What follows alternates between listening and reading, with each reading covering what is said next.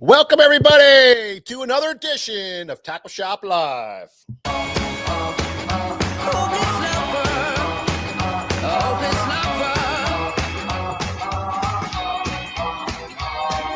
What's up? What's up? What's up? I'm Green Fishing Machines in the house. Robert Murray, 11 degrees in East Tennessee. You told me I'm your little normal, Nick? You came over and you fell into I'm not interested. Man, well, I know what I feel.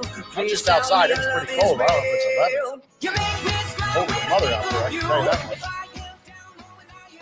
Yeah. Robert Murray. So I hope you're going to stay warm, buddy. Scott Chope's in the house. Lane Graves. What's up, Lane? How are you, buddy? Matthew Weimer. Oh, I got a KVD swim jig story for you. You're damn right. You better believe it. Randall Miller. Conway. What's up, buddy? Johnny Kopp. Joseph Cascarino. How you doing, pal? I'm going crazy from just the thought of you. A long blonde hair and your beautiful smile. You said so makes it all worthwhile. Ed Ranowski. What's up, buddy? Warren Cottrell. Grimy Fishing. You know just what Mark. How you doing, Mark? Jason Stutzman's here. Jeff Riddle. Jeff Santangelo. Good to see you, Jeff. Robert Bretz. Donna Canar. How are you? Mike Hayer. That's the way I'm going to say it. Yes, sir. Jer Bear. Yo. Kenny Clemmer. What's up, Kenny? Man, oh, man, we got a phenomenal show for you guys tonight. As always, here on Tackle Shop Live, which comes to you every Thursday night at 7 o'clock. We appreciate everybody stopping by. My name is Mike Acord. This is George Acord, and behind the camera is cameraman Nick.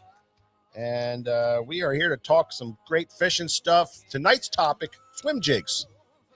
And, man, I tell you, the swim jig is an absolute phenomenal bait that I think we got to talk about a lot, So we've talked about it before on here, but we're going to talk about it again because it's one of those baits that, at least in the Northeast, there's guys throwing it, but there's not a lot of guys throwing a swim jig. It's getting more and more, but all of us guys need to always be thinking about it, always be talking about it. So we're going to break it down with some different types of jigs and techniques and trailers and all kinds of stuff, smallmouth and largemouth.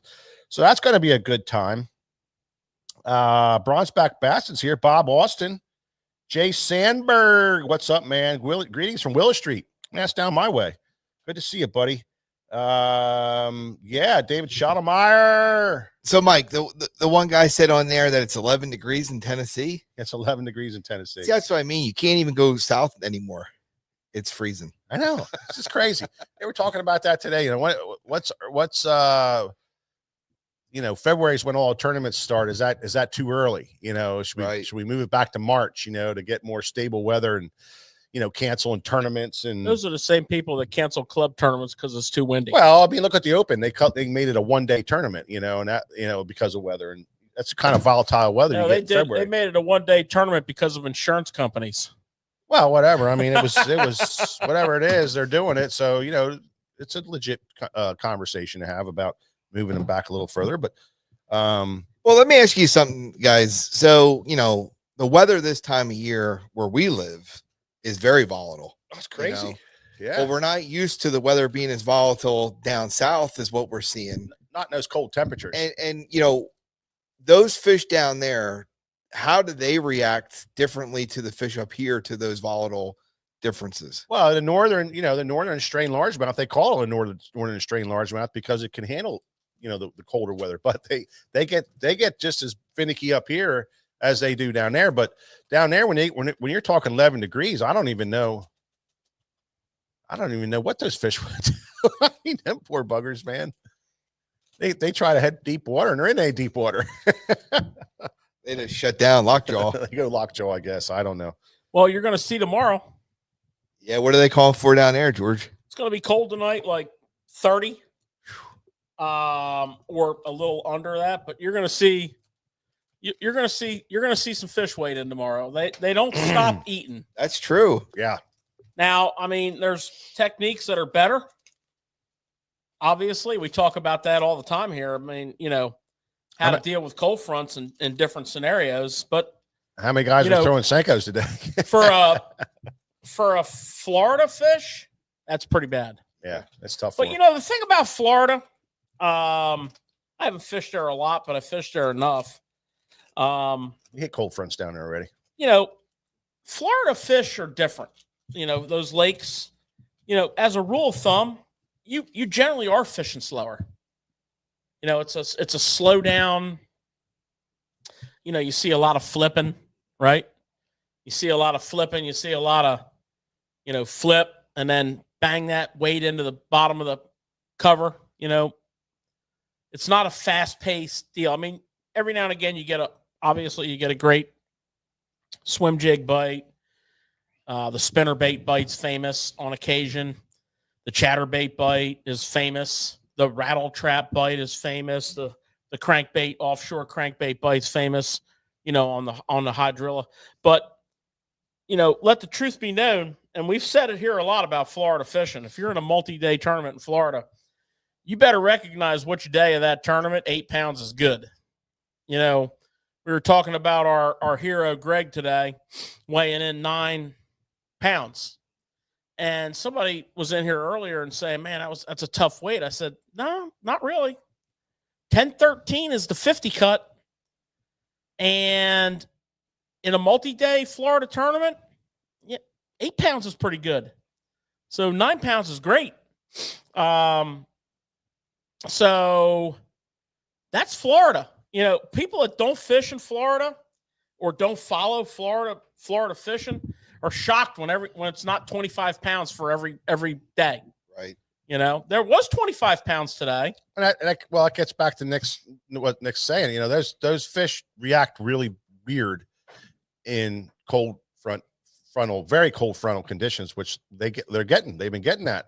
Hell, they had snow down there.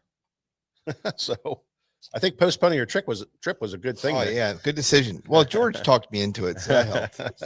Yeah, a week ago. Nick was supposed to go leaving.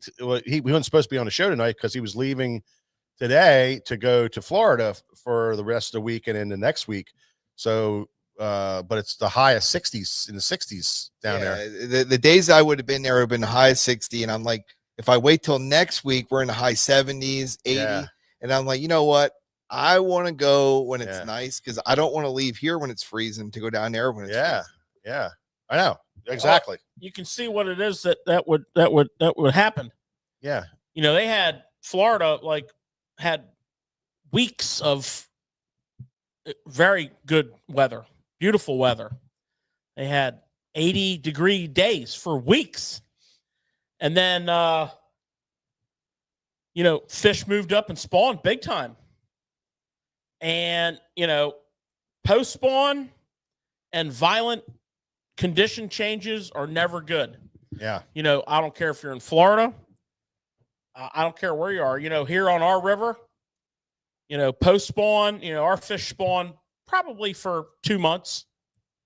There's probably 2.5 months of 3 to 5 waves of spawning fish.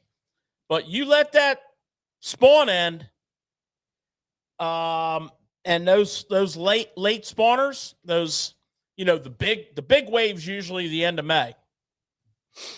You let that end of May come, and you get into the first 2 weeks of June, and you let the water drop, and you let the temperature skyrocket, and you will see some terrible fishing.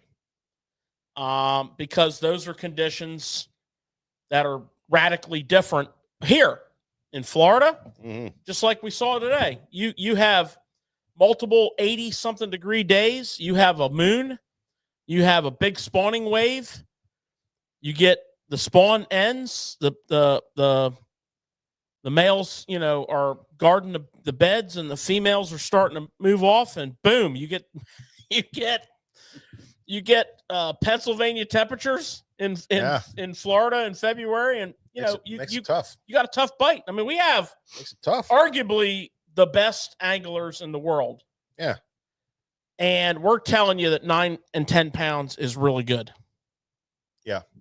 Yeah. So that's an interesting take on. Yeah. You know, you got to really drill it down, though, guys. You got to recognize what space you're in. And you know, for you, Nick, if you would have loaded up and traveled down there, you know, you would have had a great trip. You'd have had a lot of fun. You would have enjoyed yourself, but you wouldn't have caught a lot of fish. No. And you know, I did listen to what you said last week. I did follow the weather, and you know, it was really tough. I'm going to tell you why. Because every part of me just wants to go, and do the challenge, But then I'm like, man, think it through. Yeah, you're gonna thank yourself later, for postponing it. And you know, again, I was really looking forward to leaving today, but I'm glad that I postponed it. Yeah. I think that's smart. If I can. I think that's smart, Nick. I think it was a smart thing to do, and we're glad you're here. Well, I think, you know, you guys should just hook up to the Skeeter next week and follow me down. Follow you down. Yeah, we could do that. Don't toy with me like that. So, man, it's coming up real quick, Nick. Our Cabin Fever sale, 2025 Cabin Fever sale is less than a month away. And March the 14th and 15th here in the shop, we have unbelievable pricing and specials on products. Oh, the entire store will be on sale for you guys.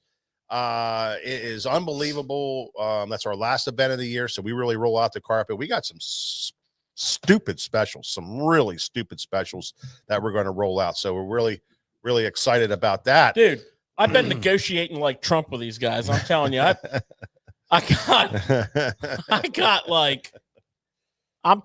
got specials from some of these manufacturers that are just insane. I can't wait to unveil them.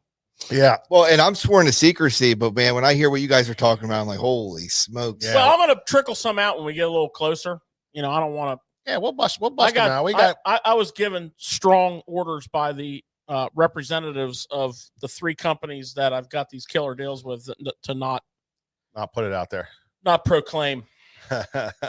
So anyway, it's that kind of sale. It's our end of the year sale. It's a true sale, but we also have great seminars, and we have some great seminar speakers that we're signing up. We just signed up Destin DeMarion today, who is a smallmouth guru from Lake Erie. It doesn't get any better than that, fellas. I'm telling you, he is a phenomenal dude, and he worked it out with his schedule, and he's going to be here, and we're really excited about that. And we also worked a deal out with Alex Weatherall, so you're going to see Alex. Well, he's coming in courtesy of Shimano. Yeah. And Alex was here for one day of either Bass Fest or Cabin Fever last year. Yeah. And the post-event feedback from everyone was spectacular. Yeah. So yeah, Alex is going to be here. He's a young guy, fired up, man. He's down in Florida right now. Yeah, he's just a fired up guy. He has cutting edge techniques and we'll be talking about that stuff. Speaking of Shimano is a sponsor of this big event. This is our longest running sales event since we've opened the shop. We've had this Cabin Fever sale. So, and Shimano's always been there, backing it up. So they're going to be here, which means we're going to have some great door prizes to give away for after each seminar. So that's going to be exciting. And, it's just a really good time. We're going to have great door prizes, great seminars, great specials, just a really good time. You need to really put that on your calendar. And if you can make it, because it's the deal. It's absolutely the deal. So March 14th to 15th. And then for you guys that can't come and make it here, we have an online version starting on the 16th. So Sunday, midnight, Saturday night, it clicks on. You guys will have a great sale online. You can follow it there and get some of your purchasing come. If you can't make it, that's another great time to purchase. And what guys use this sale for is just to get stocked up and ready for the new year. The fishing season's there, to get your stuff that you're going to use a lot of. It's a great time to buy it. So that's what that sale is all about. And we sell a truck, tractor, trailer load of stuff. You guys are stocked loaded too, well, ready to go. We're ready for everybody. We're busted at the seams. Now I got to ask you guys a question though. Who thought of the name Cabin Fever? That was a long time ago, Nick. Because I'm going to tell you, that is the perfect name for it. Because that's exactly what it is. It is exactly what it is.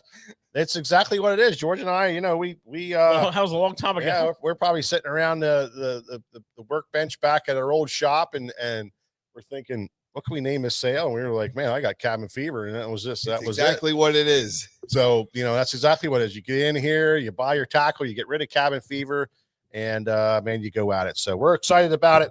Mark it down on your calendar, and we'll see you guys there. That'll be fun. So, all right. Well, this is one of our great parts of our show. We are a tackle shop. We love talking tackle, and this is Tackle Talk.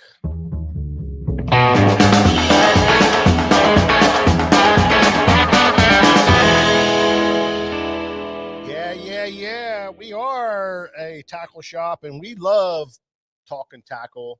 And George, you are the tackle master. And what do you have going for us today? Well, tonight's show theme is swim jig fishing. And I thought, well, we should talk about some new swim jigs. Yeah, absolutely. Or in this case, some new swim jig colors. So, we carry a lot of swim jigs here at the shop, from all kinds of brands. And Dirty Jigs, I would say, swim jig wise, is probably one of the most popular brands that we sell.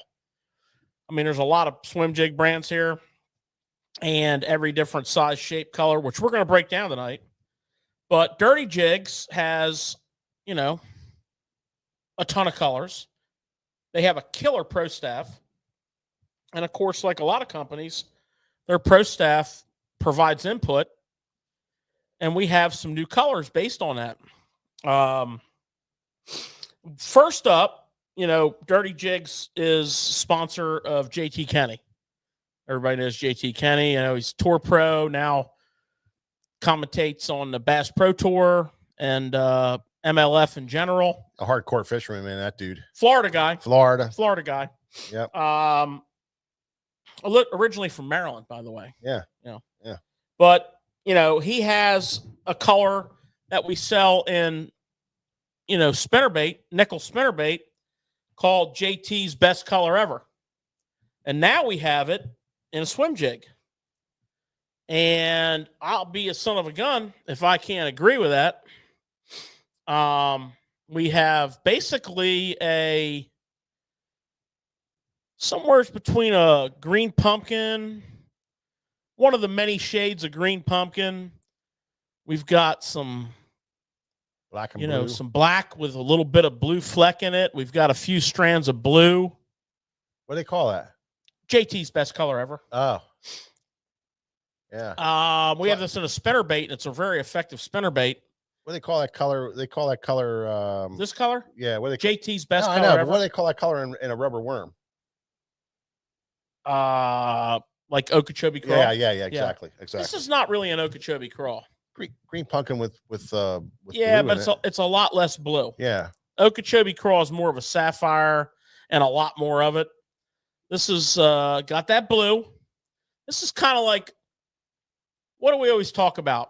Putting a green pumpkin chunk on your black and blue jig, or putting a black and blue chunk on your green pumpkin jig. You got your chocolate on my peanut butter.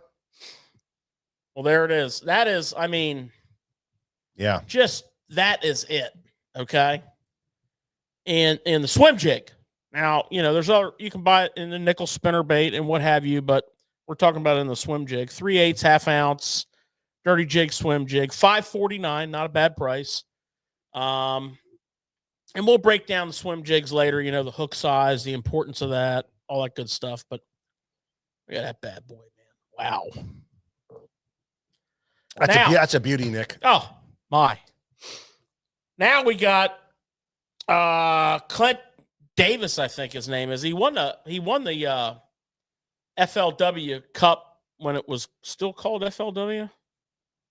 I don't know. I can't keep track of everything going on over there, but he won the Cup event, the tour, the big boy, the Forest Wood Cup, before they called it Red Crest or after they called it Red Crest, but he won it. And he has a color that's also available in nickel spinnerbaits and now available in their swim jig called Clint's Shad Spawn. You know, and you just got that clear water, that violet, that pearl, a couple strands of chartreuse in there just for, you know, a little kick. It's only like 4, 5, 6 strands. Clear weed guard, shad head. That's a beauty. That's a clear water shad bait fish special right there.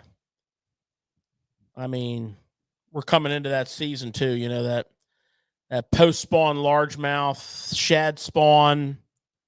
Yeah. Yeah, that's swim sweet. Jig. Oh yeah. Sweet city. Okay. Now, you know, there's a ton of bluegill patterns and swim jigs, and for good reason. You know, one of the best forage bases for bass. They're all over them after their spawn. This is DB's Sungill, and it's subtle. Yeah, I like it. You know, a lot of your bluegill and your sunfish swim jigs, the oranges are more loud. This is more of a peach. You know, the colors are more contrast. This is more subtle. This is just a awesome all-around color. Yeah. It's called DB Sungill. Now, again, we sell this in a nickel spinnerbait. A lot of these colors come over from the spinnerbait. You know, they work great in spinnerbait. They bring them into the swim jig. You know, I like that subtleness. You know, it's like when I'm dipping a worm and chartreuse spike it. Sometimes I like to dip it, and other times I like to take a pen and pen it because it's more subtle. Yeah, I just like that. And it's you know, that's a subtle. The subtleness of the orange in there is real subtle. I just like that that little contrast, that little flash. Mm-hmm. You know, when you and you can always adjust your colors with trailer, obviously, which we'll talk about. But look at that lineup, man. Just when you thought your swim jig box was complete, we got JT's best color ever. We got Clint's Shad Spawn, and we got DB's Sungill. Yeah. So that's what's up over at the old Dirty Jig / Nichols facility. And we're always adding stuff from them. So, you know, a little bit of time goes by, a few more episodes, and we're going to turn you on to a new spinnerbait color here. It's just got some interesting stuff in the works with them at all times. Mm-hmm. So next up, I'm going to talk about it. I mean, the selection is not great, because sales were insane this week, on the 5-inch magdraft. So I'm going to show you the 6-inch magdraft, and then I'm going to show you the 5-inch magdraft. Okay. For a size comparison. Now, I've had a lot of experience with this little guy. Most of the time, I feel like they would have ate this one. But when this thing has really done me right is when I'm getting a ton of short strikes on this or misses. And I make color changes and I still miss. And I'm like, what's going on? Still miss. Pick up that 5-inch when that happens. And that is when this thing really shines. So it's basically a slightly smaller version of the 6-inch. You know, there was a Japan-only run of these a few years back. You know, they came and went. Now we have them available in the U.S. as a standard line item. Now we do have an improved magnet. One thing about the magdraft, the magnet's not quite like that strong. This one here's caught so many fish. The magnet is like he's all sideways in there. I found most of the time it doesn't even matter. But this is a stronger magnet. You're going to get a little more hold. And, 19 colors. 19 colors. You need about 3. 19. We got 19 to pick from. This is whiteback shad. I put that in my top 3. This could be number 1, arguably. Number 2, 1A. This is whiteback shad. This is a bad boy right here. 5-inch magdraft, $14.99. We do have a decent amount left. We have sold out of quite a few colors. I'm not going to lie to you. They went quick. They're all good colors. I mean, the ones as expected. Yeah, as expected. Get them while you can. George, so between the 5-inch and the 6-inch, you know what the weight difference is with them? I don't. And because the reason why I'm going that way is, are you using the same rod, reel, and line combination for both? Yep. Okay. I use the way I fish mine most of the time, not all the time, but most of the time, is I fish 15 fluorocarbon on a 7.2 medium heavy rod. Sometimes I'll go to a heavy. It depends on the environment I'm in. If I'm in a notoriously big bass area around a lot of cover, I go right to 20 and a heavy. If I'm more open water, I'm almost always throwing a medium heavy, which is kind of like a medium heavy plus, and 15. And you can throw the 5-inch on that too. When I've really noticed about the 5-inch, as I said, what I personally have noticed is when you're getting those crazy, like insane hammer bites on that 6-inch and you can't hook those fish and you make color changes and you do everything in your power to get a bite to get them to eat it, more often than not, you put a 5-inch on and they choke it. 5 inches, 3/4 of an ounce. That'd be about right. 6 inches, 1.25 ounces. We have great listeners. So good. They're so good. Awesome. They are so good. Awesome. But I would definitely, if you're a magdraft connoisseur,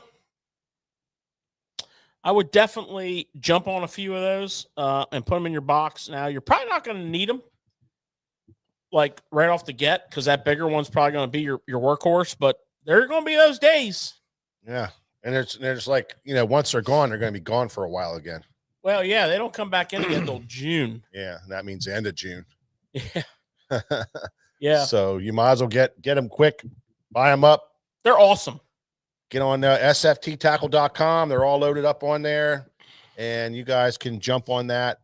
Just go to just type in magdraft and search, and it'll come right up. They're in with the 6-inch. Let's stay on the swim baits. We're going to talk about some shiny stuff next.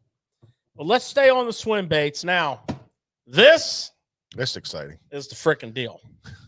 This is the bomb diggity right here. So we got, and this, not a lot of, this is not a lot. We're going to show you 2 new Kitech colors currently available in 3.3 and 3.8. But the colors are freaking crazy. We have top shad. You got that blue, pearl, glimmer belly. You got that green pumpkin-ish back. This is the deal. Yeah. No pun intended. Yeah, kind of is, except for it's a little more green pumpkin on the back. No, it's the deal. Yeah. Not the deal. Yeah. The deal. Well, it's kind of like the deal. No, it is the deal. Kind of like the deal. but not the deal. The deal. Yeah. 3.3, 3.8 fat. Yep. And then we have smoky shad. Oh, look at that. Look at that. You got that smoky back with the blue and the silver flake. You got that, I don't even know, pearl belly. I mean, just killer shad pattern. Excited about that. 3.3, 3.8. So those are in stock now, and we will we got plenty of them. And then we have more options coming in those colors later, which we'll break down for you at another time. But that, I mean, you know how we feel about our Kitechs. I mean, come on. They will lay waste to them. Yeah. Yeah, for sure. Especially when the water's cold. I have more confidence in cold water with a Kitech than almost any other bait. Kitech, you know, the bait itself, you know, as soft as it is, in cold water, the kick is a little more subtle. Doesn't have a huge roll to it, so it's a little more subtle. It's a perfect cold water bait, but then it has the squid scent. That is what it's all about. And the squid scent, I mean, you know, Nick had a great experience with the Norries, which is the squid scent. Mm-hmm. We've had Jackal, phenomenal success with Kitechs with the squid scent. We've had the Jackal, the phenomenal success with the Jackal squid scent. So there's something definitely to that scent and that plastic, and it when things are tough and when things are pressured, that those baits with that scent really shine. I mean, they really do. And we've had too many exceptional days with it to say that it's not, you know, the plastic and the scent, you know, that there's something different about it. I love them in colder water conditions. Yeah. Or high pressure conditions. The winter, pre-spawn, the spawn. I love them in those conditions. I just have such tremendous confidence in them. Catch a ton of fish on them in those conditions. Yeah. Yeah. Yep. And you know, that squid scent's where it's at. That's what makes that Nori so awesome. That's what makes the Jackal so awesome. It's legit. It's absolutely legit. Oh, it is. Yeah, it's legit. It is. It's legit. It sure enough is. What else you got? Well, getting a lot of questions here about rigging, you know, like the Kitechs. And the best thing I can tell you is it's too many ways to mention. I mean, in open water conditions, we fish them a lot like that. So that's a 4.8 on a Strike King Squadron head.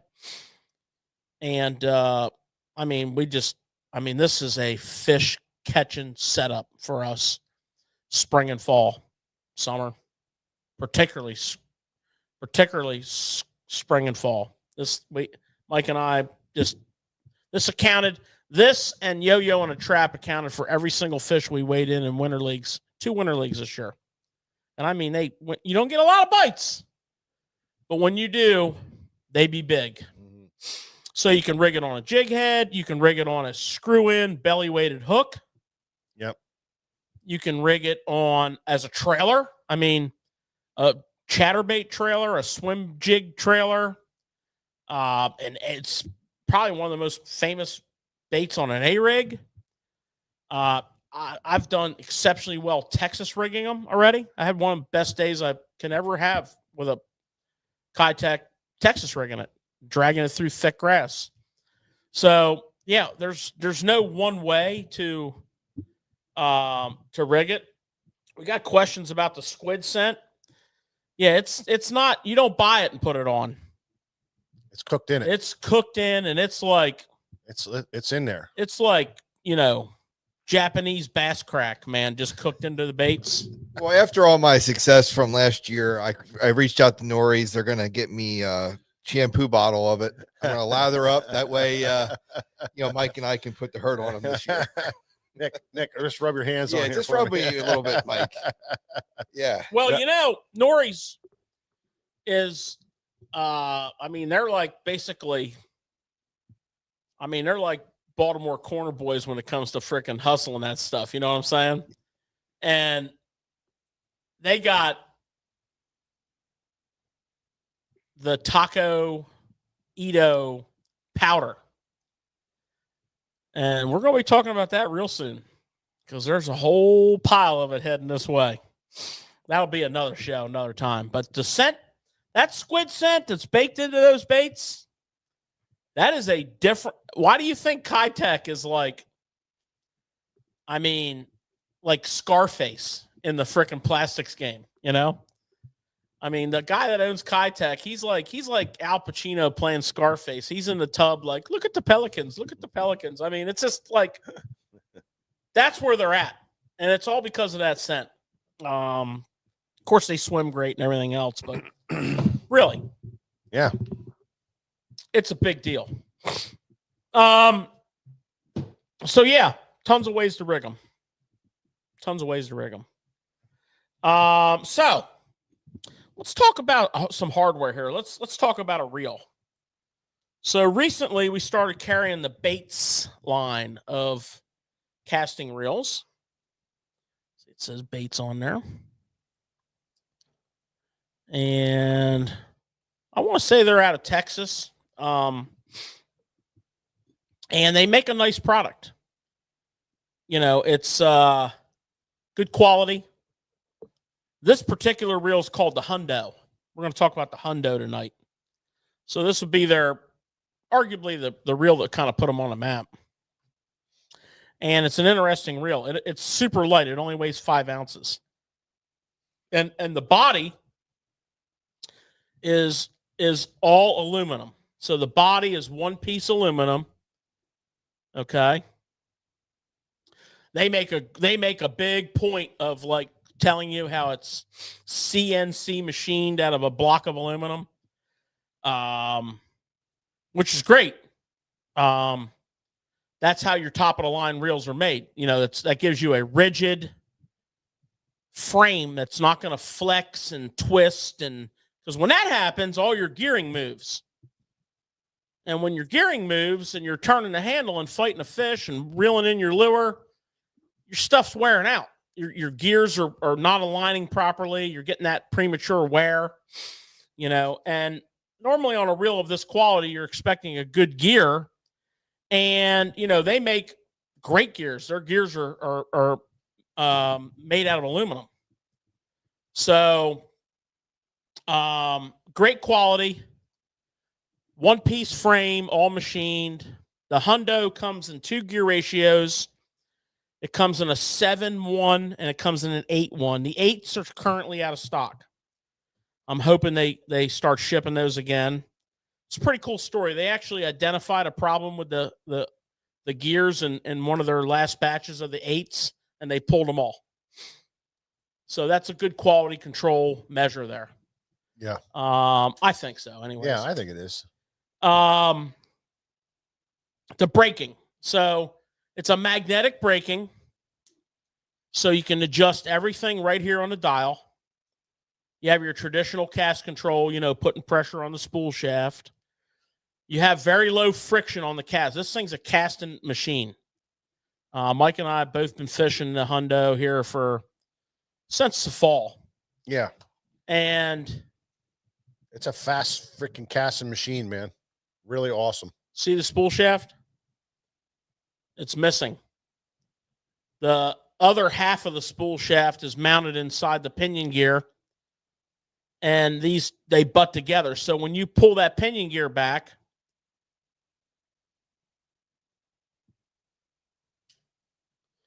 and put it in free spool, nothing's touching this spool except for 2 bearings. And then on this side of the deal, you got your magnets.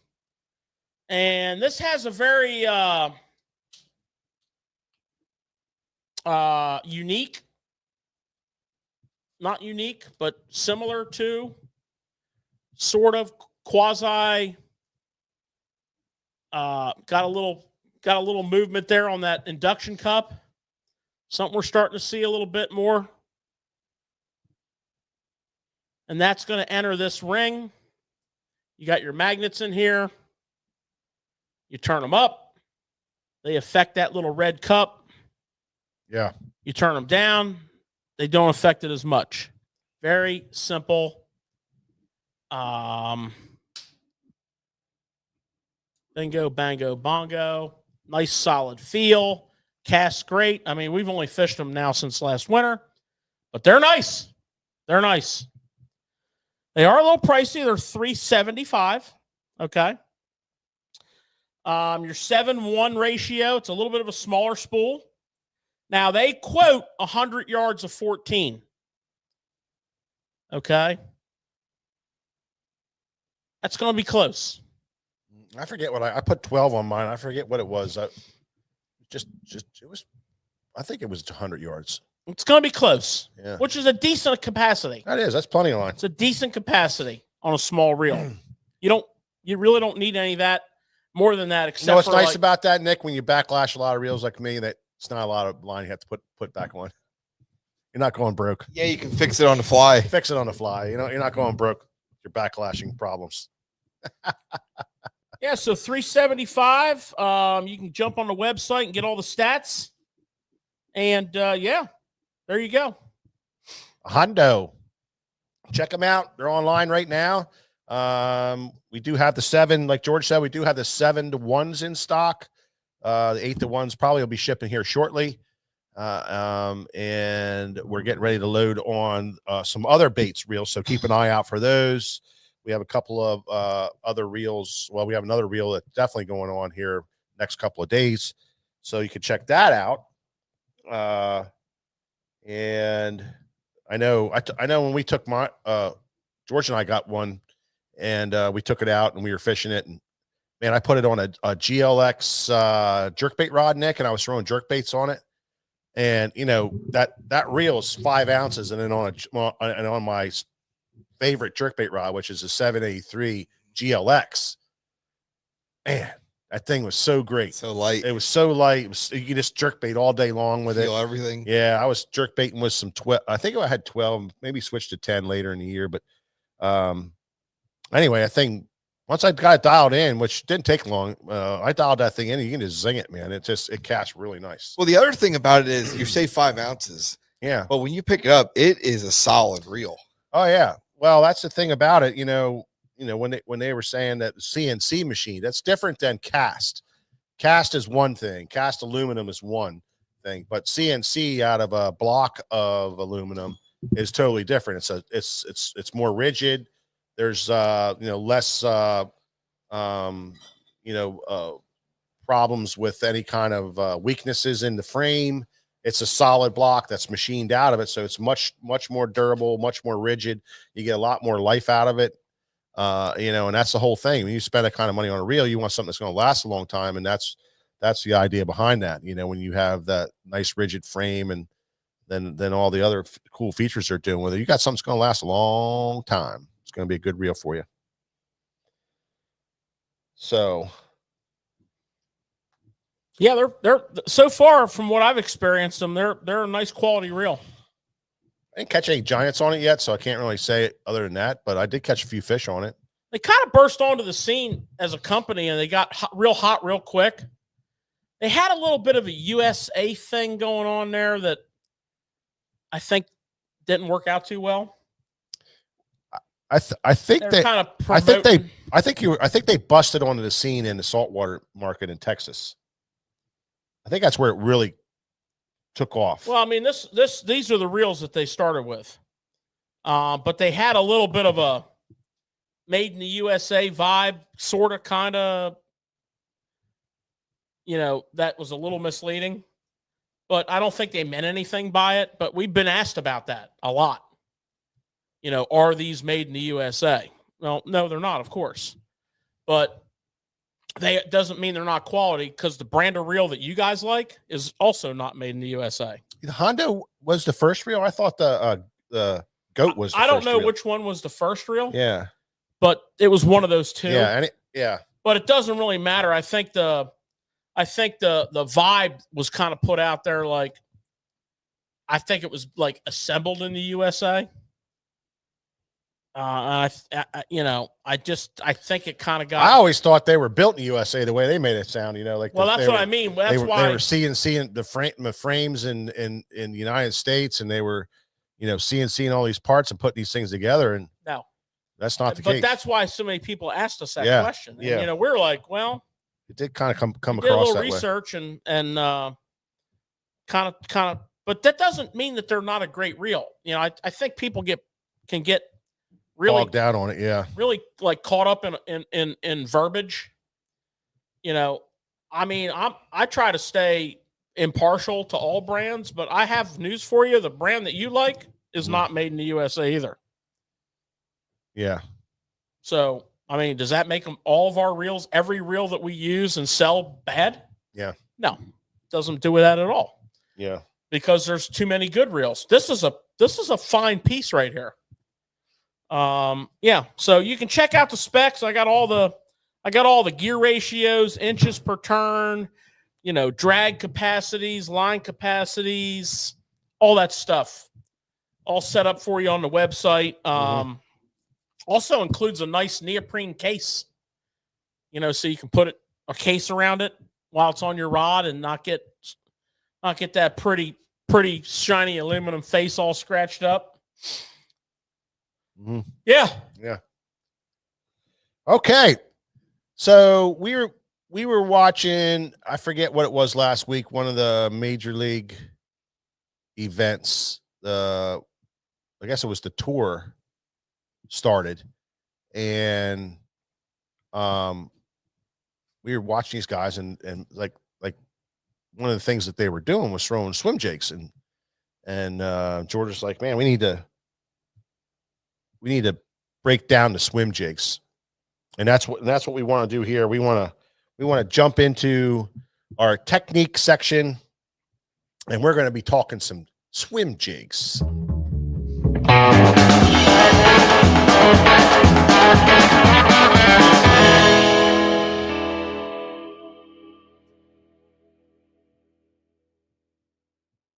Yeah.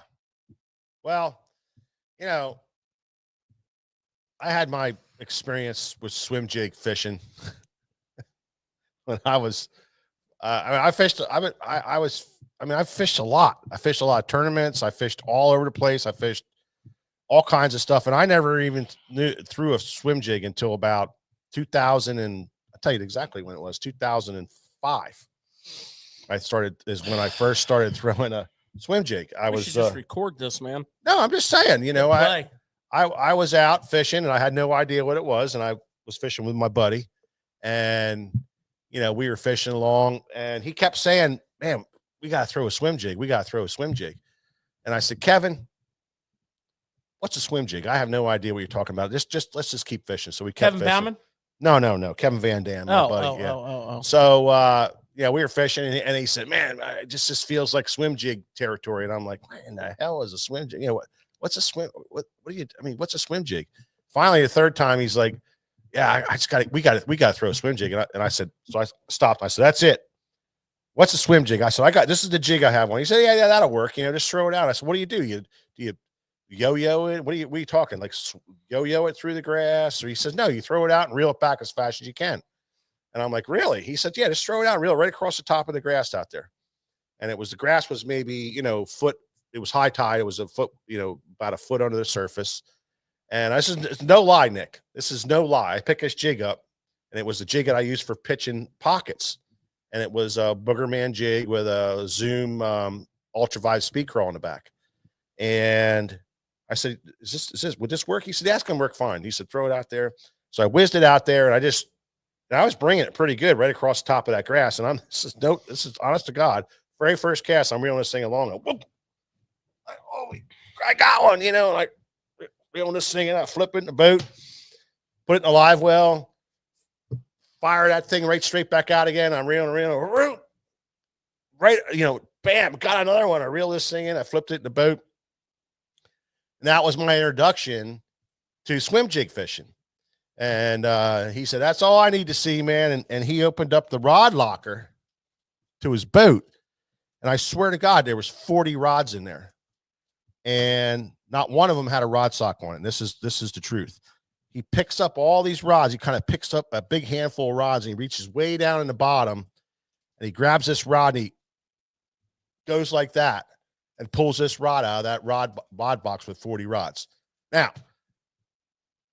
the greatest thing I ever saw anybody do in my entire life was pull a rod out of a rod box with that many rods in there and not have them tangled up. And he just walked that thing right out of there. And I sat down and I was like, that was the greatest thing I ever saw in my life. He said, what are you talking about? I said, I'd have been in there going, yeah, even with rod socks. oh yeah. Just like, what the hell? How'd that happen? How'd that thing get twisted up between 57 rods? He just goes, pulls that thing out of there. It was amazing. I will say this, Nick. We lost Uncle Ronnie today, 91 years old. And Uncle Ronnie, he'd tell you a story, the same exact story over and over with the same enthusiasm as if you never heard it before. Because he forgot he told it to you 27 times. But God bless Uncle Ronnie's all over the world. And the Enthusiasm. Yeah. Just sit back and enjoy it. Yeah. Because someday we're not going to have your Uncle Ronnie. You know what I'm saying? Well, the good news is somebody that's listening or watching right now never did hear that story. Yeah, that's right. That's right. It's a good story. I'll continue to tell it. It's great. And it's great. And the thing about it was that was the start of our Swimbait journey. My Swimbait journey, mostly. I never threw one, but then I started to really get into it and throw them. And I had that confidence after fishing with my buddy. He instilled that. You're kind of a big deal, Mike. Yeah, he's instilled that into my, into my fishing repertoire. That confidence, you know how that is. Well, and I mean, that's good. That's a good mentor. Yeah. I mean, he ain't no Uncle Ronnie. And then then we started really following the swim jig guys, like the really good ones. That Tom Mansour. Yeah, and who's the guy? Well, I mean, let's not throw no shade on Tom Mansour. Tom Mansour is awesome. Tom Mansour pretty much put the swim jig in every American's red-blooded bass fishing American's hand. Yeah, can't think of the guy's name. He ain't no Uncle Ronnie. He has a loose swim jig rod over there. What, Greg Hackney? No. God darn, I forget his name. Anyway, he was that's the second thing that happens when you Yeah. start getting old and telling your stories. Look, he's the one that showed me how to shake my hand. Alabama shake. The Alabama shake. And he's the one that showed me how to do that. And that was a critical thing for swim jig fishing. Huh. Yeah, I never told George about that till after I was whooping on him. Alabama shake, George. That's actually one of the biggest debates that I've had with swim jigging is on the retrieve to shake or not to shake. And I've tried to be an impartial as I can. One thing I will tell you is if you shake that jig all day long, your freaking arm and your wrist, you're probably going to get some kind of like carpal tunnel syndrome at some point in your life before you should have it. You're probably going to come down with like carpal tunnel. You're going to have surgery. You're going to feel numbness. You're right. But there are days, guys. Yeah. Guys, there are days. Yeah. Because I've all adopted it too. I'm all in like you. I'm drinking. Yeah. I mean, Uncle Ronnie inspired me as well. Andy Montgomery, Michael Bradley. That's the guy. Montgomery. He was a jig skipper. Huh? He was a skipper. Oh, wasn't he the guy? Not a winder. He wasn't a winder? No, he's a skipper. Michael, you're wrong. Back it up, truck driver. I think that's who I was thinking of, though. Well, probably was. Again, let me reference Uncle Ronnie. I mean, Andy Montgomery. Now hold on. Okay, stop a second. You want to hear my Andy Montgomery story? No, I want to tell a quick story about Uncle Ronnie. Uncle Ronnie was introduced to us by our good friend Sugar. And if you ever listen to our other podcast, Cigar Guys, you'll hear some Uncle Ronnie stories. But Uncle Ronnie was from Baltimore. Died today at 91. Yeah, died yesterday actually at 91. And when you get to be 91, you get certain rights. Like, you just don't give a flying rats. You know what I'm saying? And Uncle Ronnie and his wife, they had a house in Florida, and they just didn't get along that much real well. They lived together for 70-something years, but they didn't get along real well. And when they would go to vacation into their summer house for the winter, they'd take separate cars because they couldn't ride together. That is funny. Making this up, bro. But let me get to the point, because I digress. They decided to ship a bunch of their furniture from Baltimore down to their Florida home because they were transitioning there. Yeah, because they were going to move to Florida. They had a Florida home, they had a Baltimore home. They were gonna move to Florida at some point in the near future. Oh, okay. So they decided to hire a company to ship the furniture down. A lot of it, not all of it, because this process was going to take a little bit of time. So, Uncle Ronnie, he's an old Baltimore guy, from Arbutus, and working in the factories there, and good, So he came home from work late, and they were loading up the furniture, and it was the Mayflower Moving Company. And he literally stopped the two young guys that were doing it, who probably had no idea what he was rambling about. And he said, "What are you doing on my property?" And they showed him a contract for moving. He goes, "You ain't moving my stuff to Florida." They're like, "Sir, we have a contract here. No, you're not moving my stuff to Florida." And colorful voices. I'm PG-13 in it. Yeah, big time. And he's like, "You can take my stuff off the truck and put it back in the house, and then get off of my blankety blank property. blank blank property." And they're like, and his wife's like trying to. Well, for those of you who haven't picked up on it yet, the Mayflower Moving Company is who moved the Colts out of Baltimore. And his stuff wasn't getting moved to Florida by the. And if you ever watched the 30 for 30 called "The Band Plays On," you will see actual footage of the Mayflower Moving Company during a snowstorm loading up the Colts and moving them to. I guess they went to Cleveland. Yeah. And that's the Uncle Ronnie story. And with the passing of Uncle Ronnie, he deserved a few minutes of airtime. So we hope we didn't bite into your swim jig talk too much. But let's get on to that, guys. True Baltimore Colts fan. Such a great story. Such a great story. So yeah, that retrieve. So, I think the thing about the swim jig that makes it so spectacular is the retrieve.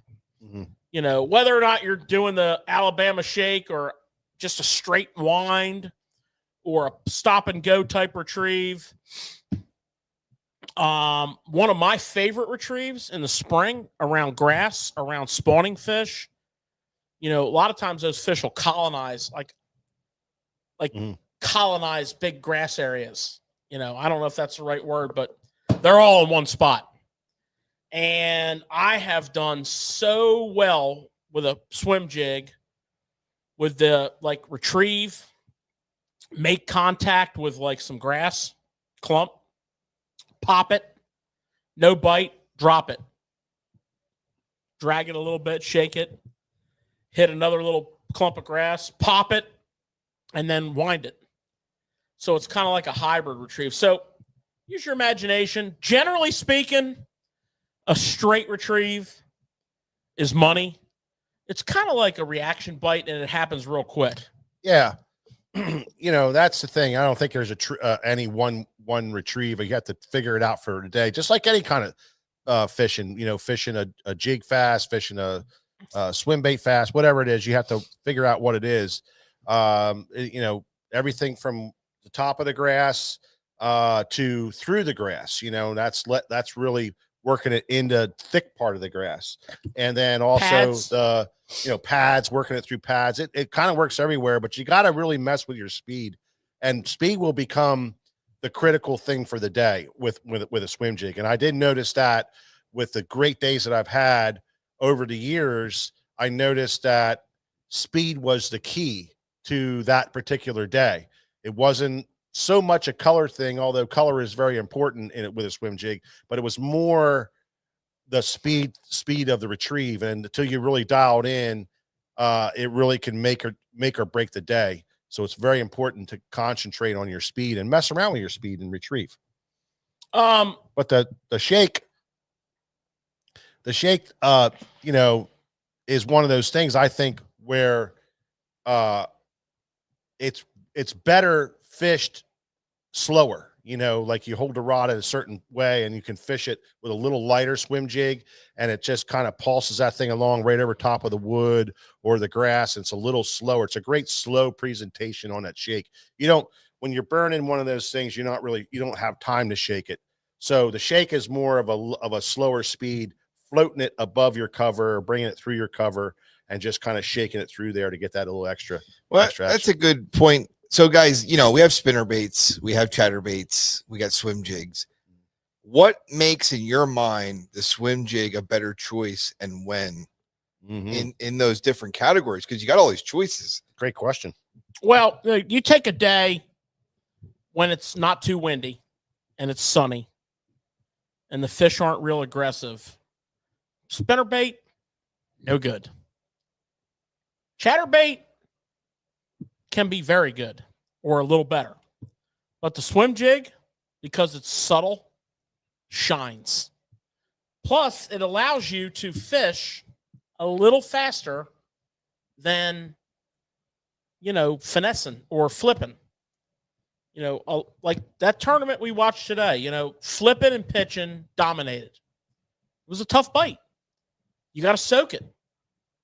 But there was also some epic swim jig catches on camera today. Yeah. Why? Because you can fish the swim jig just a little bit. Mike made a great point about speed. Mm-hmm.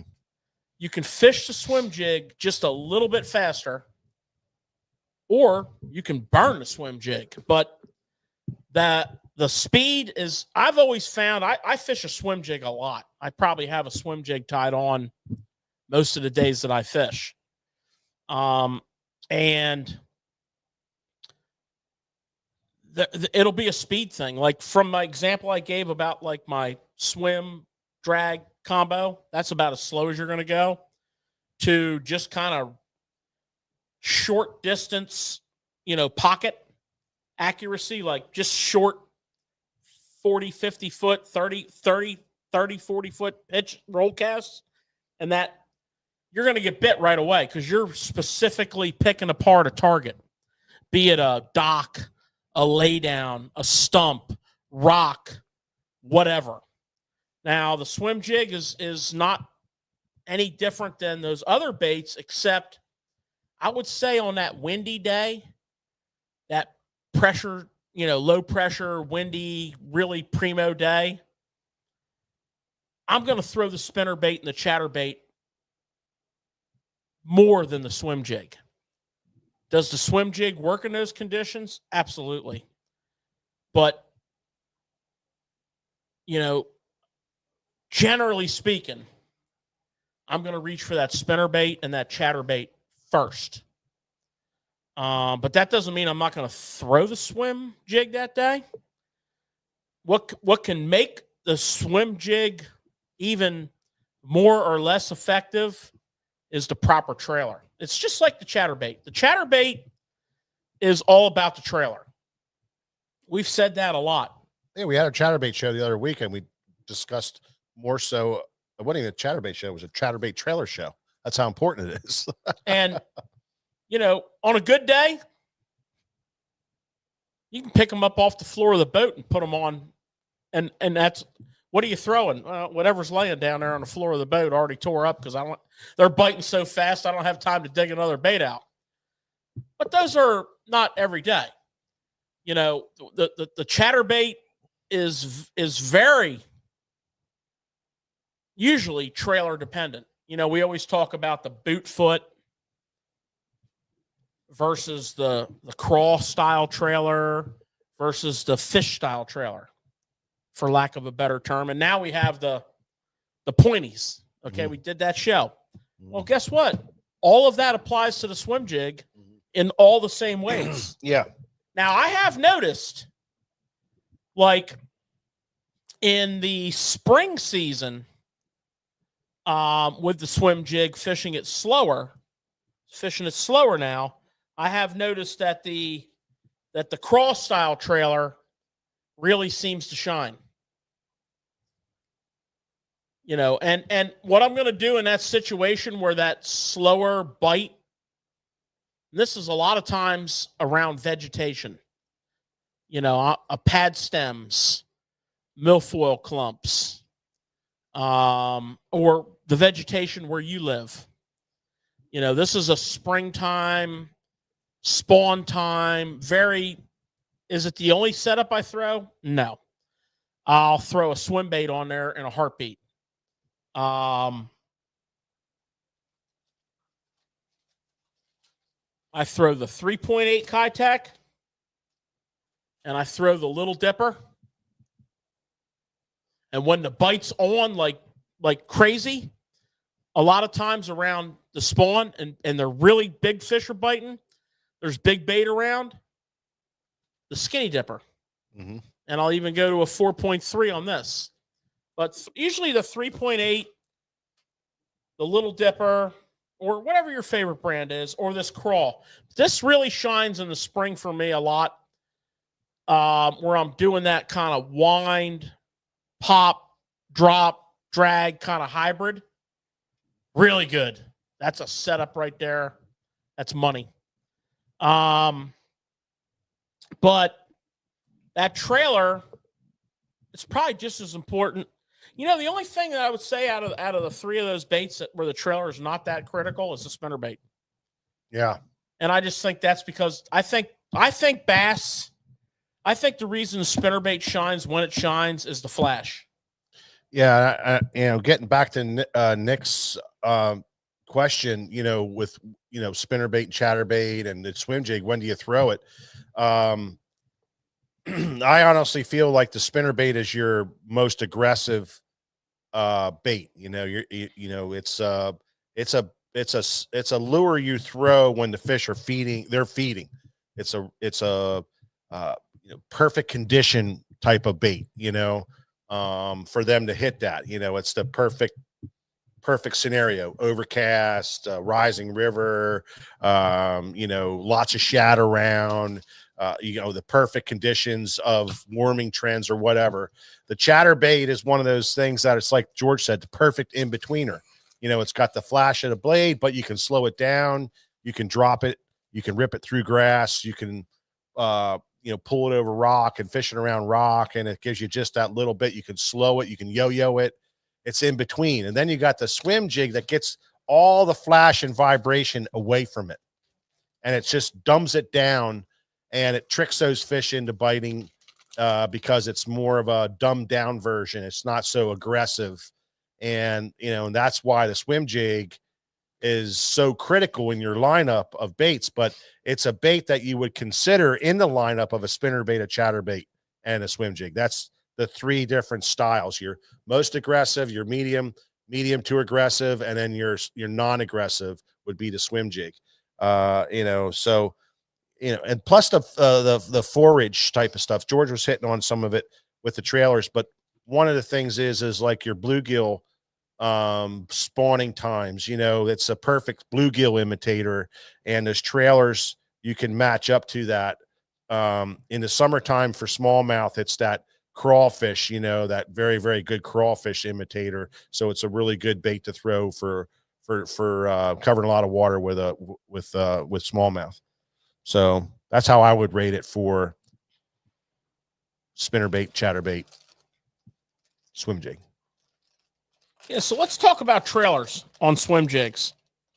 You're going to find depending on the situation you're in, a lot of times you're going to find a preference, as we were talking about the crawl versus the swim bait. You know, these are probably your two most common trailers. And my crawl and my swim bait, you know, you get that real aggressive flap out of this bait on the retrieve, you know, the two legs opposing each other. Super aggressive.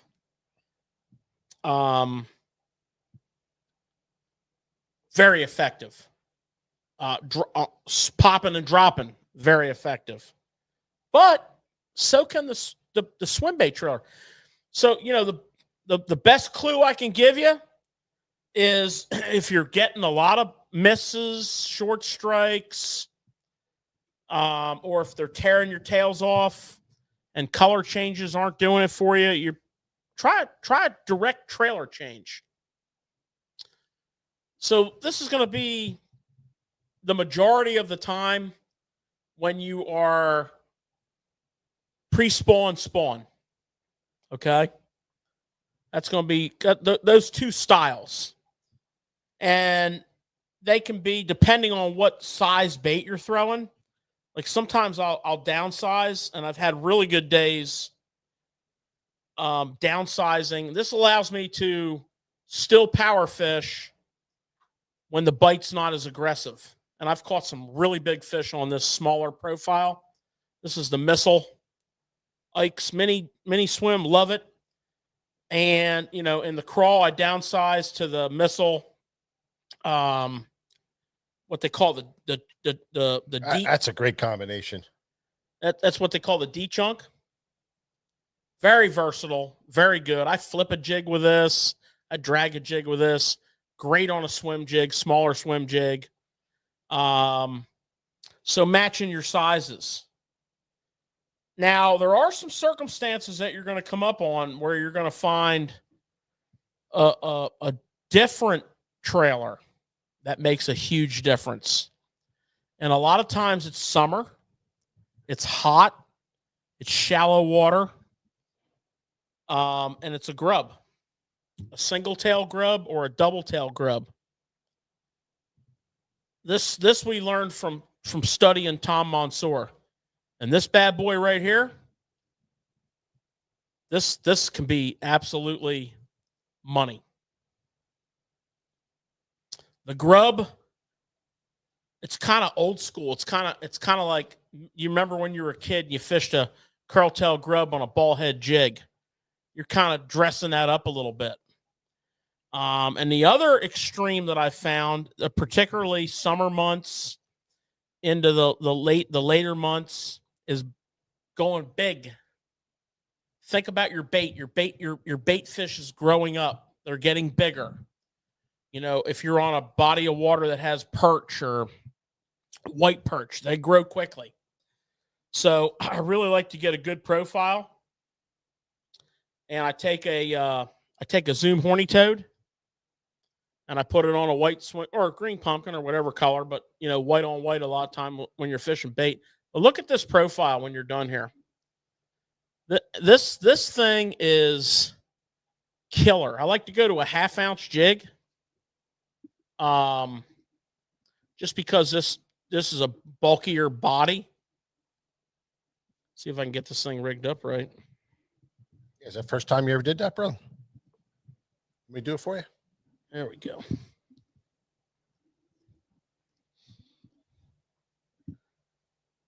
That is killer. That is my all-time best ever big fish slayer right there.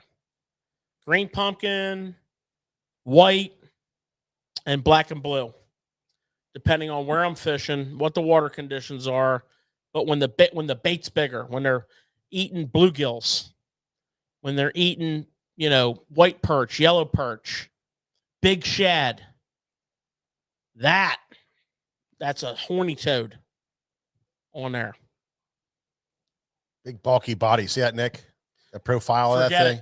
This thing, it's game over. And see, not only does that, it doesn't look like much air, but in the water, Nick, it holds that body, that those tentacles out, man. It really holds it out, gives that big bulkier look in water. But the important thing to recognize here is the variety of trailers that you're fishing.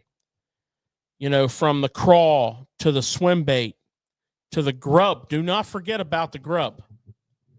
The grub solves a tough day.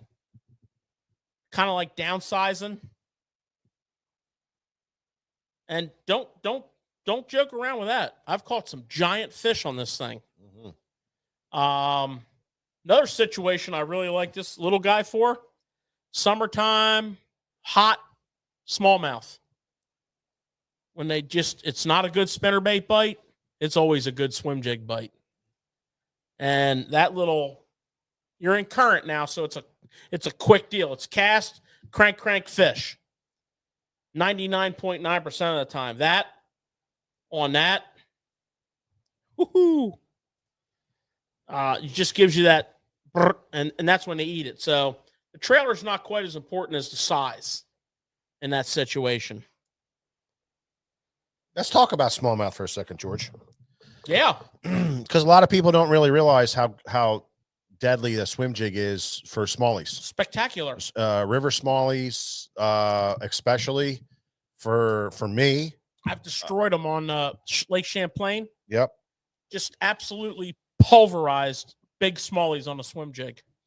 You know, for us river fishermen and the guys that are on here for river fishing, you know, it's probably the last thing probably on your mind to throw. There's very few people throwing a swim jig out there on our rivers, but it's the perfect scooting, what I call a scooting bait. And a scooting bait is one of those things you fire out there on the sandbars, you fire out there on the flats, you fire out there on the sides of grass beds, you know, where you can scoot it across the bottom. You know, you're throwing it up against something, you're letting it drop to the bottom, and you're scooting it across the bottom. It's a phenomenal crayfish imitator, and those big smallies will track on that thing like nobody's business. And you know, we do a thing in the summertime called, we get on those big shallow flats and we do a thing called cast and crash, and it's throw a spinner bait out, and as soon as it hits the water, kabloom, you get bit right away. Well, the only way that works is if it's windy, but that doesn't mean those fish are only there when it's windy. The fish are there. So what we do is we get the swim jigs out. We make that long cast. It's not a cast and crash, but we scoot it across those flats on those gravelly flat bars, maybe some sparse grass, and we scoot that thing along, and they'll track on that and eat it. And you'll catch big ones. You know, you'll catch big ones like that. Like a lot of green pumpkin in those situations. The trailer you can mess with the trailer, but most of the time we're going with a crawfish style trailer, and just kind of scooting that thing along the bottom. And you know, the other nice thing about that for the smallmouth on your rivers is you can, in the summertime, you can cover a lot of water. You can go up all the way up, and you can drift down through some faster water to see if they're in that, and then into some islands and fish around some grass beds or some current breaks and fish the current breaks. Then you can get on those flats, and then you're into another set of fast water islands, flats, and then the same thing. So you can kind of pattern those fish in the summertime and cover a lot of water with it pretty easily. It's a fun bite. It is a fun bite.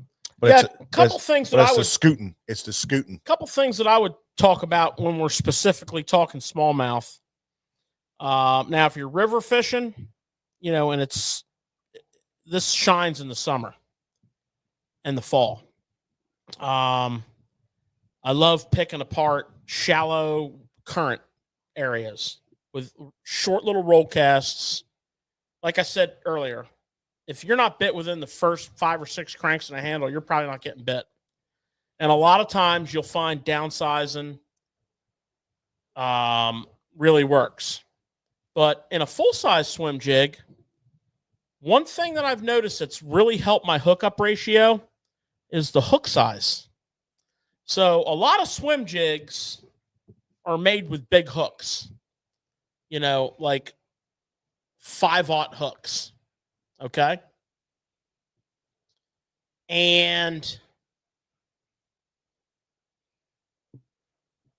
I'm not saying that you're not going to get decent hookups with these bigger hooks, but I am telling you that if you pay attention, let me show you something here. If you pay attention,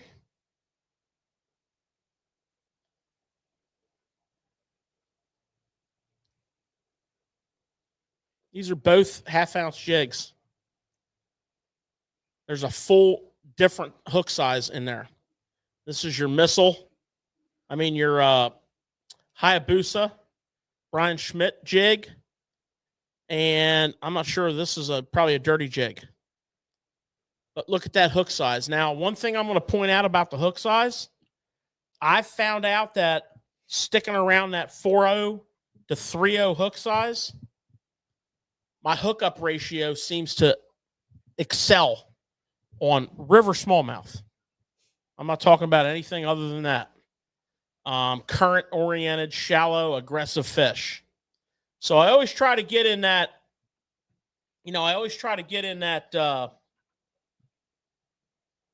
that kind of hook size. I'm looking for that round bend, 4/0 style hook that is plenty of hook, but not too much hook. And again, not saying that you're not going to absolutely pound them on these bigger hooks, because you will.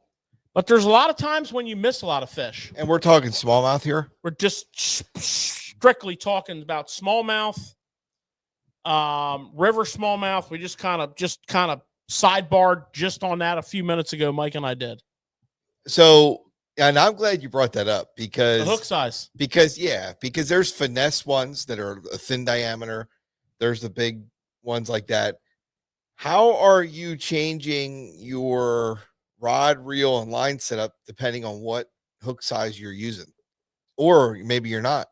Yeah, there's some other baits that we throw too. The Strike King swim jig is a fine wire hook. Right. Nice, thin, small, fine wire. There's a fine wire. That's a fine wire hook right there. That hook right there will hold up to your traditional medium heavy rod, 15-pound test fluoro, 5-pound fish. Yeah. Now, you don't want to put it on a heavy with 20. I mean, you can see the hook, but I can take that same exact size hook and go to the Hayabusa 2X it. I still have that same size if I get around those real big fish. This little swim jig right here is deadly. Yeah. Because it's got a thinner hook. It's a smaller hook. It's a smaller profile. That's a Strike King tour grade swim jig. Yeah. Yeah, I like that for the smallmouth. It's a great largemouth jig too when you're not around heavy cover, big rods, big line. Yeah. I've done really well on that jig. Color wise for me on the river, for river smallies is green pumpkin mostly. But we'll do black and blue and some dirty water stuff, and then mix in that shad bite. When that spinnerbait bite isn't working, like George is saying, he's talking about fishing ledges and current breaks and stuff like that. It's pocket fishing, islands, pocket fishing, that kind of thing. Stuff where that fish is going to be like from there to there. Yeah, and you don't want to give them a good look at it. You want to kind of get it to drop in front of them and let them kind of swirl on it. I've had some great success on pocket fishing ledges where you're just fishing a small pocket, maybe 2 foot by 2 foot, with fast water right around it, dropping a swim jig in there and ripping it out and not letting them look at it too long. I like white for that. I do really well with white. I've had some great days on white fishing pockets. That's usually a post-spawn, hot summer post-spawn day when they want to go for oxygen. They go up those ledges and they get on those real fast, bubbly water ones, and the pockets are real small, and you drop it in, get it to pull out real quick, and they don't give them a chance to look at it. That white works really well for that. I mean, let's face it. Yeah. Green pumpkin, black and blue, and white. Yeah, green pumpkin. Love that. This is the swim jig box that I carry in my Skeeter. Me and Mike carry in our Skeeter. It's in pitiful shape right now. Well, it's This is a postseason. That's bad shape, George. That's What's embarrassing. postseason? He's gonna regroup. It's embarrassing. It's postseason. I know. I'm just saying it's embarrassing. All right, George. So I got a question for both of you guys. And you got your jig box here. You got your basic colors that you guys like to do. But this is where I think we vary a little bit, maybe. Yeah. If you pick out a color, whatever color you want to, it could even be one of the new colors you showed us tonight. Yeah. What color trailer would you choose for that jig? Well, I mean, it depends a lot more on just the color of the jig. Okay. I mean, generally speaking, when I fish a green pumpkin swim jig, I fish a green pumpkin trailer. A lot of times, particularly in the spring,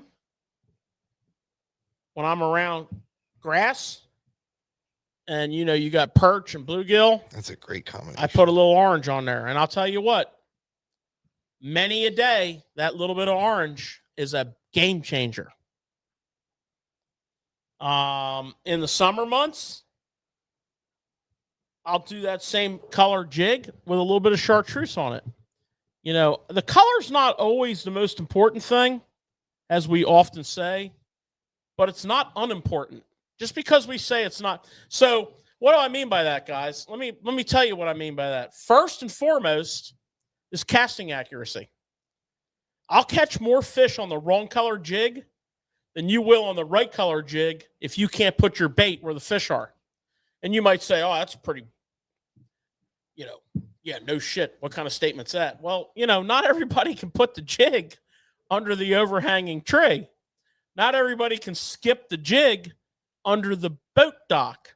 Not everybody can put the jig between the $2.5 million yacht and the dock while the owner's sitting on the back talking to you, drinking on a martini. Okay? So, yeah, I would rank casting accuracy first. Current fishing, like I was just talking about on my beloved Susquehanna River. I've got my fish, I know where they're at. They're within 3 feet of my cast. The first 3 feet. Well, if I cast 4 feet away from my cover, I'm probably not going to do too well. Like many people do. Okay? So I'm going to go down. I'm going to double down on accuracy. Second, I'm going to double down on presentation. Well, is that accuracy? Not really. Presentation might be skipping the bait in there, like bait fish skipping. Presentation might be, cranking and dropping it. Presentation is the retrieve. Okay? Then color. Now, I did not say color is not important. I said color is important, but it's probably the third most important thing that you're doing. Henceforth, green pumpkin, some sort of black and blue. This one's got a little purple in it, and some sort of white.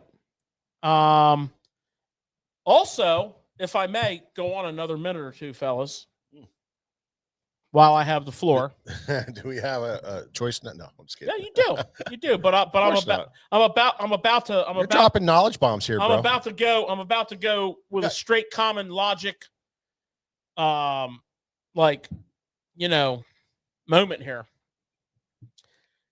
If I'm fishing, and I'm going to use our local fishery, for example. So I'm going to be fishing 3 specifically different environments this year. First off, I'm going to be fishing a tournament circuit on the Chesapeake Bay, which is basically a steel cage death match between me and Nick and Mike, because Mike jumped ship, turned into a trader, jumped on a Nick's boat. So I'm just gonna Rambo up on this one. But anyways, I digress. My forage base down there in the spring early is perch and white perch. And early it's yellow perch. And there's shad. There's different, it's like the Baltimore Aquarium down there. It's everything down there. So that's gonna dictate the fact that I'm gonna be heavy on the green pumpkins and the black and blues, because bluegill, not so much bluegill, but yellow perch. Now, in June, which I think is going to be about the third tournament that I beat them in. The forage base is going to be real heavy on white perch because white perch spawn in May and they grow quickly, and there's a bunch of silver dollar sized white perch all over the place, and that's when you got to go to the white. Common sense. Now, other bodies of water that we fish, Mike and I fish a circuit on the lower reservoir on the river. It's all gizzard shad. Early season, it's crawfish, and then it turns to gizzard shad. Once they go on gizzard shad, it's all white, some sort of white. So that's going to help you pick your colors. I'm not saying colors aren't important. I'll tell you what, the type of trailer on that swim jig is more important than the color of it, whether it's a kicker or a boot foot or a grub, curly tail grub or double tail grub. Now, I will say my power rankings, the crawl and the boot foot and the crawl are the two most,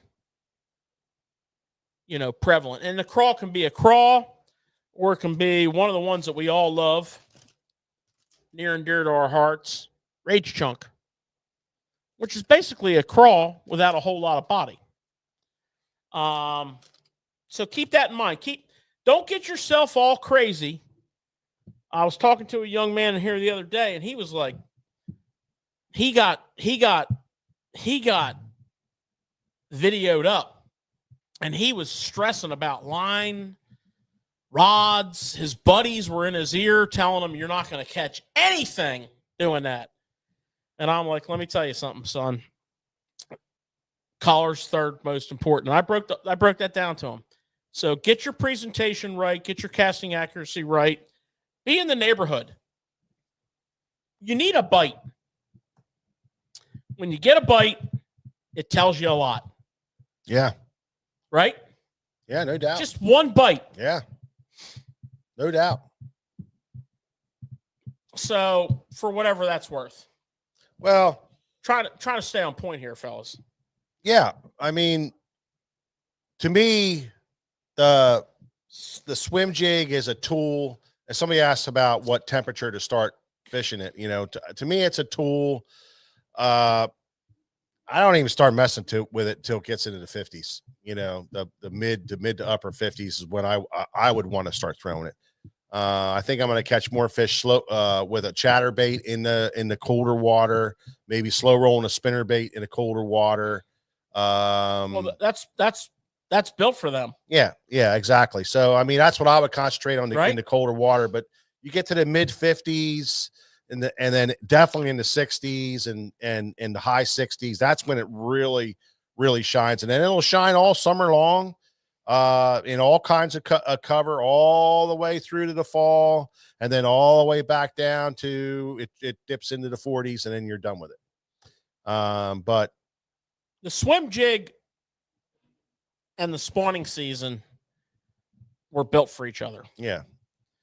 The swim jig and post spawn, I really like it for post spawn. The swim jig and any type of bait fish spawn.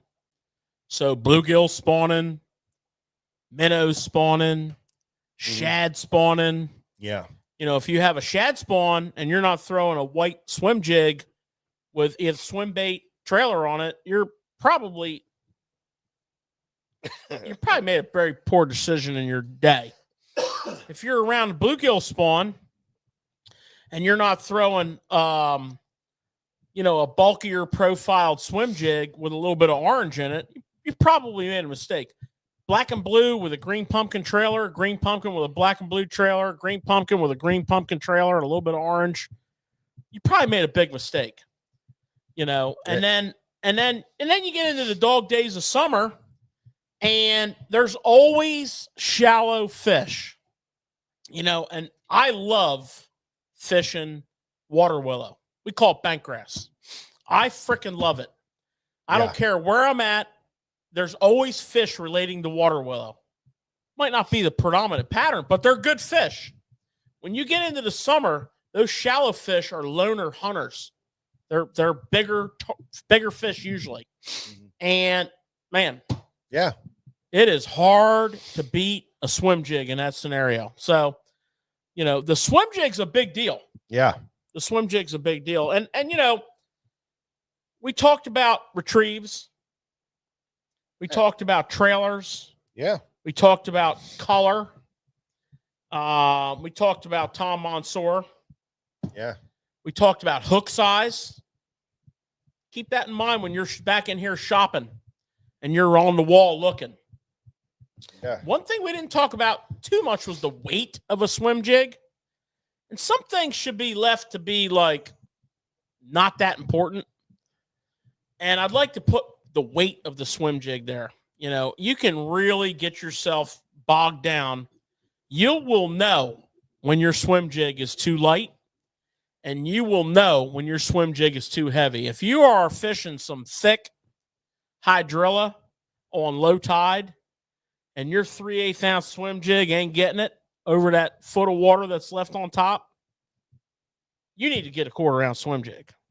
If you're fishing 4 foot of water, 5 foot of water, it's a little windy, the fish are spawning, they want that bait popping through the grass and sinking to the bottom, you better have some 1/2 ounce swim jigs.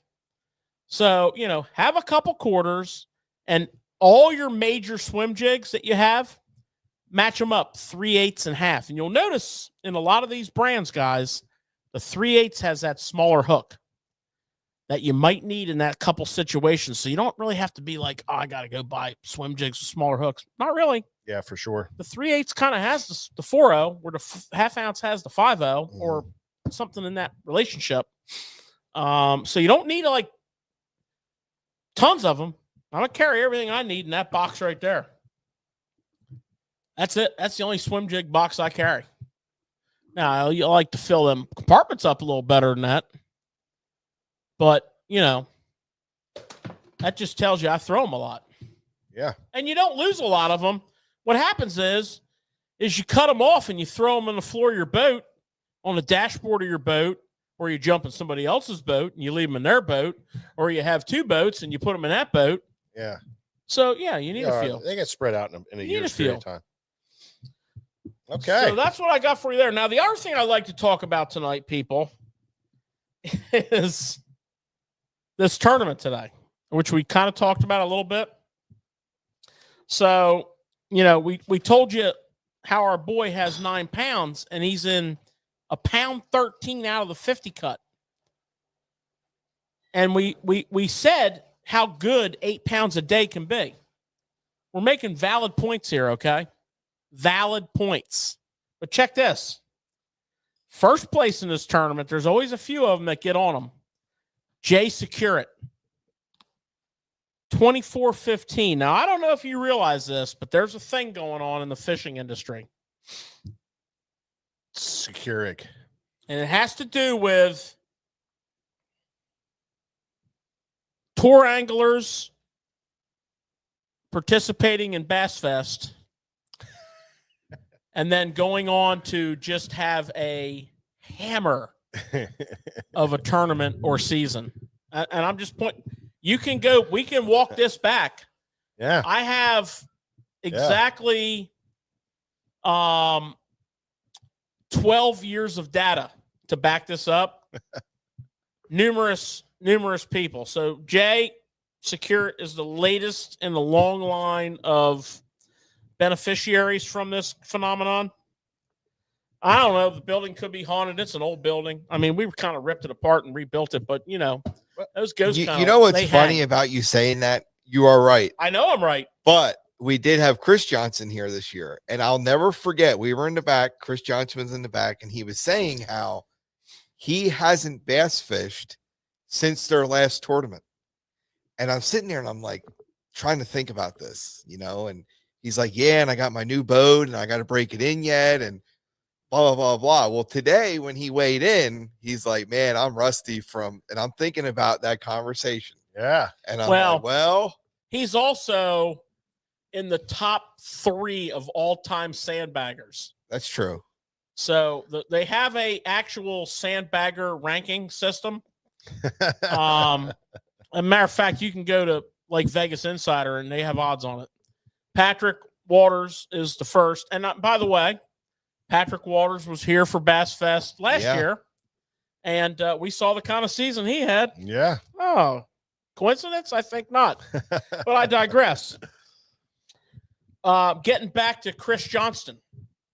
I think you're going to see Chris Johnston drag a sack in tomorrow because he was here also. But in the interim, and he may not. Well, he may not, because if this hockey game doesn't go his way, he will be getting texts immediately after the game. Yeah. Can't wait to hear that weigh in tomorrow. Yeah. Whatever way this game goes. Yeah. That's happening. Yeah. So second place was Lee Livesey with 22-13. I like seeing that. He's a good guy. Oh, yeah. He's a great angler. Yeah, he is. Third place was Bill Lowen with 21.5. Great guy. Yep. Bass Fest 22, I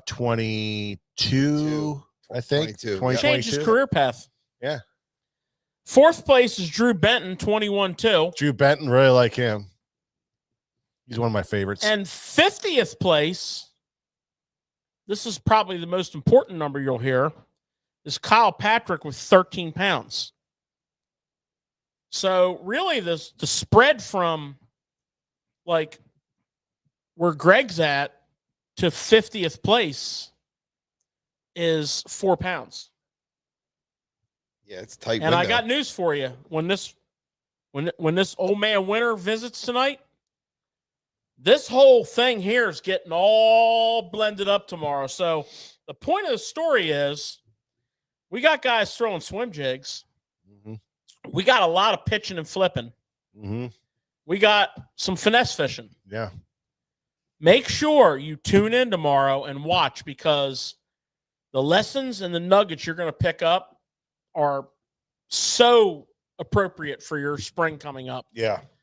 And I really get a kick. I really get a kick out of watching it. Really get a kick out of watching it. I'm guessing that tomorrow, the guys that have the later flight tomorrow are going to do better. Yeah, they were even saying they're glad they're going in an hour later because you know how it is. Get that warming trend. You want all that day that you can get. You want all that warming as much as you can till the very end part of the day, and then you might get that little break. You're missing one key point here, fellas, that bolsters what you're saying, makes what you're saying even truer yet. The tide will be 45 minutes to an hour later. Yeah, it's true. Yeah. So that's going to be good. It's going to be early flight today was good. Late flight tomorrow is basically like fishing the same tide. Yeah. If you guys had your guess, and it's all we're doing is we're guessing, what do you think we're going to see tomorrow as adjustments from guys having to make decisions based off today and then the weather going into tomorrow? You think anything's going to change, or do you think it's going to be much? I'd like to know how Securic caught his fish. I'm guessing bedding. You know, I'd like to know that, you know, because that cold front, man, will screw a guy like that up, you know, can really mess him up. You're going to see the same exact thing that you saw on the Bass Pro Tour last week. You're going to see a very methodical, slow approach. You're going to see. Yeah, Mark, you're definitely right, Mark. You're going to see the Senko play hard. You're going to see a variety of creature style flipping baits play hard. And a slow approach. You will see slow. You will see the swim jig play. There'll be a couple key fish caught on that. But for the most part, it's going to be slow it down. Remember, we said it many times in Florida on multi-day events, 8 and 9 pounds a day can be great under bad conditions. You're going to see a finesse worm in some June buggish hue play. Yeah. I even saw guys Carolina rigging today. I saw quite a few guys Carolina rigging today. Well, and to your point, George, some of them guys that did well today are not going to do well tomorrow. That's just the way it's going to be. The guys that crushed the big betters, they're probably gone. They backed off. They're backing off. They're not feeling it. You know, So they're gonna have to go to their plan B. That's why I like to know how they caught him. If they caught him staging, if Livesey caught him staging, then look out, because he knows about that. Well, and that's what I was going to tell you. The guys that brought in 9-10 pounds today, which was a ton of the field, probably half of it, that are not on bedding fish. All those fish backing off are coming to them. So you're going to have that angler like a GDP that's in that position to capitalize on that. Remember, Florida, I can't say it enough. You got to survive 1 or 2 bad weather days, because I got news for you.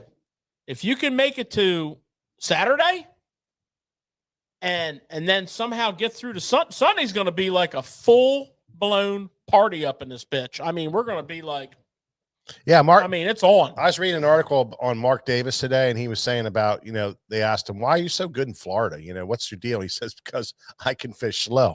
He soaks it. He said, I can fish slow. And he said, I can fish a Senko different than a lot of guys. He's a caster. He says, I sit back from him and I throw 20 feet instead of 10 feet. I'm throwing 20 feet and I'm getting to him. And I said, I can just let it sit there. I have no problem with it. Presentation. Yeah. You know what's really cool too, guys? Slow. After this event this weekend, we get to look forward to another one. I know. Okeechobee next week. That could be a slugfest. Should be. I can't wait for tomorrow to watch it. We're excited. This show was great. Loved it. Fantastic. And I hope you guys got a little something out of that. I hope it, for you guys who never threw a swim jig, I hope it helps you get confidence in to throw a swim jig. And for you guys that have swim jigs and kind of screw around with them, hopefully you can pick up a little something that might help you throw it a little more and become a little more efficient with it. And for you guys that throw it a lot, I hope maybe some of the combinations that we put together or some of the trailer ideas that we have that might help you with catching, more fish with it. So point is that the swim jig is a big player in bass fishing. And if you're a chatterbait fisherman and a spinnerbait fisherman, this is right up your alley. Somebody commented on here saying, I took a friend out, never threw a swim jig before. He told him to fish it like a swim bait or like a spinnerbait. And that's what he did. He fished it like a swim bait or spinnerbait, and he had a phenomenal day. And he was like, why didn't we do this? Why didn't I ever do this before? Because, and maybe it was just a conversation like this that'll push you to that. So, fantastic. Thanks everybody for stopping by. We really appreciate it. Don't forget March 14th and 15th, Cabin Fever. Put it on your calendar. You don't want to forget it. And keep an eye on your email for this weekend. We may have a little something for you guys. I would recommend you keep a little pulse on your email and your social media, because we might be announcing something tomorrow. Wink, wink. So we will see you guys hopefully sooner than later. And until the next time, we'll catch you on the next Tackle Shop Live.